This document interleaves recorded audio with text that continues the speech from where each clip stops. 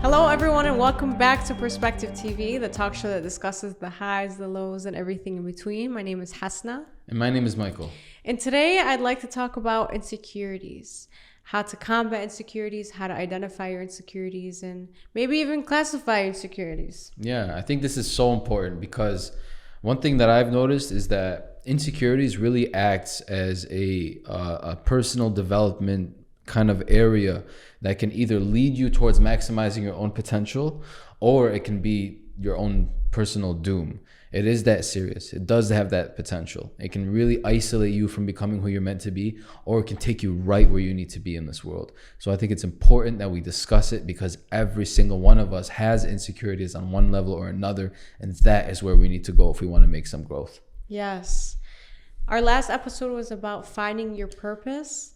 And on that road to finding your purpose or not finding your purpose or just maximizing your potential, being that person that you see yourself, you envision yourself to be, you're going to run into a lot of insecurities. Sure. Yes, you're going to have a lot of insecurities come up along the way, insecurities you thought never existed, insecurities that you have not gotten over. And so we feel that it's important to discuss this right now because we want you to maximize your potential. We want to maximize our own potential. Yeah. And this is a topic that everyone deals with. Yeah, I agree. And let's dive right into it. So let's talk about how to identify your insecurities and where they stem from. First, let's just briefly define it. Yes. Let's start defining it first. Okay. Insecurities are this. Let's look at it fundamentally. The environment presents you with a situation in which you have no experience in. Mm-hmm. So it's exploiting a weakness in you. Something is happening in your environment that is exploiting a weakness in you, something you haven't trained.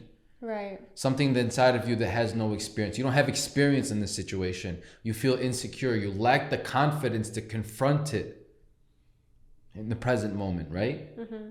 With confidence. Yes. You lack that confidence. The other situation is if you are born with some type of physical defect that you do not like about yourself. It's something about who you are that you do not like, that you do not have control over. Right, a uniqueness. A uniqueness about you. Yes. Let's not call it a defect. A uniqueness about you that you do not necessarily like. Yes. Because you've compared yourself to others and you've said, this is not ideal. Yeah, I feel like those are the two classifications. Those are the two that classifications. We can make up for insecurities. Right. Right. I feel like that's the first step into addressing your insecurities, understanding whether this is something you're born with and you cannot control, or this is something that you have not put any effort into and therefore you just need a little bit of work. Right. Right? Right. And I feel like it's honestly that simple. Like once I say that out loud, it's like, wow. Yeah. Like if we really just addressed all of our insecurities that way, I feel like we'd all just kind of like go at it headstrong because it really is just that. We have not put any effort into it yet. And so one thing that I want to say is that this is something that actually changed my life. What is it? People do not remember you for who you were. They remember you for who you are right now. Okay. Right? Okay. So let's say right now you have an insecurity. So they remember you in your latest in your present form, like who they're seeing right now. So let's say right now you have an insecurity and perhaps they judge you for it, right? But then a year goes on and you've kind of battled through your insecurities and got out of it, and now you're confident in whatever you were insecure in, and they're going to see you as that. Right? Isn't that such a beautiful thing? That's actually really true. Is like looking at it like, okay, what's the worst thing? Is that they see me as that, or they see me go through it and grow out of it, and then they admire where I end up being. Like, for me, that changed the way I view things because I'm like, okay, people may look at me like this right now, but I know if I work towards it, they're going to remember me as that. That's awesome. Not as where I'm at right now. That's a great perspective. Yes, that is a great perspective, as well as looking at it like it's not, you haven't put any effort into it. Yeah. Right? I agree. And one thing I do want to say though, now that we're discussing this, I realized that as we were classifying insecurity into those two buckets, one being things you can't control and calling the other one ones that you can control.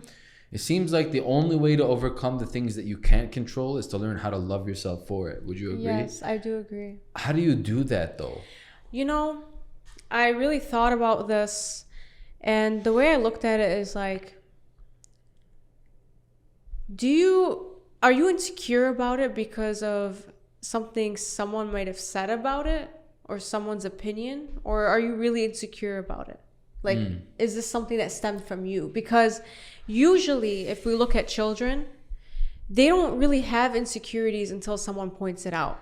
I feel like insecurity by definition comes from your innate, your comparisons that you're making to others. Exactly. Though. I don't think anything ever comes from you. That's not possible. Exactly. So to look at it and say, okay, well, do I not like this about myself because of the world, or do I actually did I used to love this about myself, and then I allowed the world to actually make me think there was something wrong with me? So the only way is to show yourself some love and compassion, and therefore fall in love with yourself all over again. Something's coming to me though. What is it?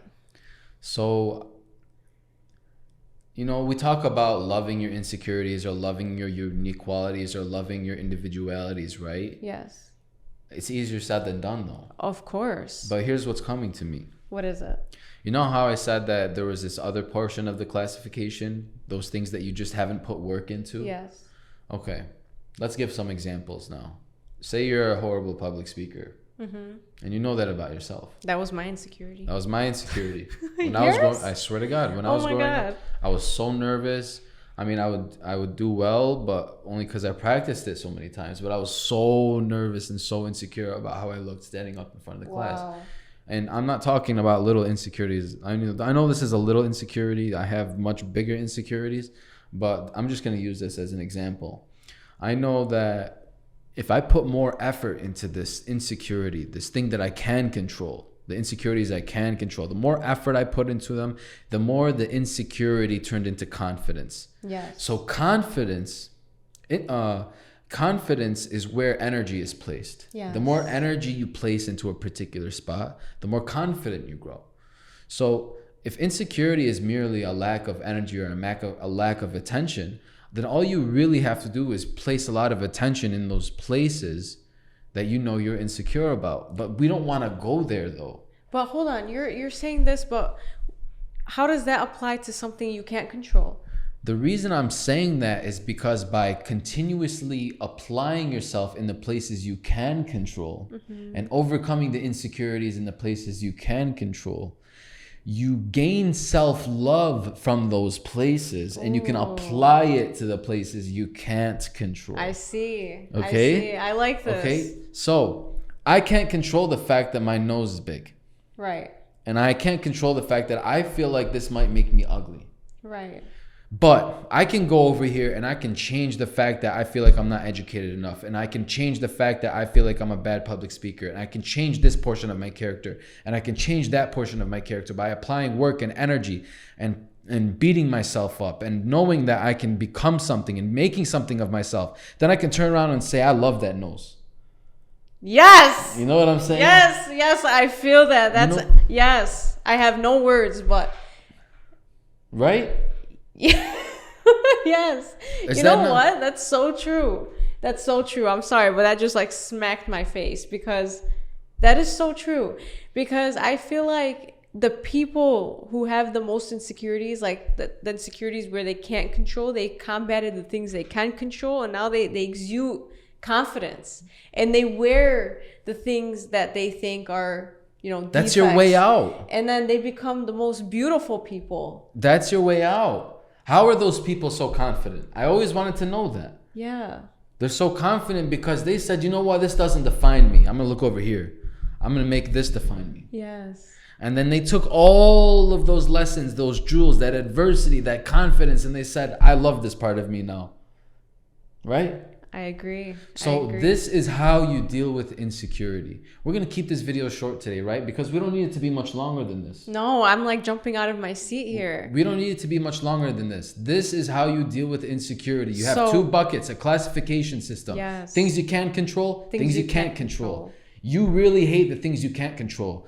Fix the things you can control. You'll love the things you can't control. And confidence is where you place your energy, right? Right. And all of the places that you place your energy will give you the confidence you need to love every aspect of who you are. Yes, agreed. Right? So just look at it as something that you can control rather than putting labels on your insecurities and saying, well, it's because I'm a procrastinator. That's why I haven't, built the business that I wanted to. No, look at yourself in the face and say, I can control this. This is an insecurity. I'm afraid of failure. Let me go headstrong. Let me get more educated. Let me put myself out there. Yeah. And you will exude with confidence. Yeah. And fear is what? Fear is an illusion. It is an illusion. We think about all of these things that we're insecure about. And, to be honest, some of them we have magnified in our minds so large that it is our doom. And I have a few of those things. Everybody does. Everyone does. We magnify them in our minds so large. And we can't believe that if we were to just look at something from someone else's perspective, they're not even considering the things that you're thinking are large. No. They're not even looking at those things. No. Only you see them. You're your own worst critic, aren't you? We are. So fear is an illusion. And so are the rest of these things that we think of, these insecurities. So I think that was a great topic for today. Yes. Yeah. And I feel like it's that simple. Mm-hmm. It's a lot easier said than done, yes. But it is that simple. Yeah, it is. Apply yourself, build yourself in other areas, right? So if you like this topic today, please like, share, subscribe, show your friends, show everyone. You can follow us on @Perspective Television on all audio and streaming platforms. We will be airing twice a week. Today was about insecurity. We thank you guys so much for being here today. Please share with everybody. We'll catch you guys on the next episode. Thank you. We Peace. Love you guys.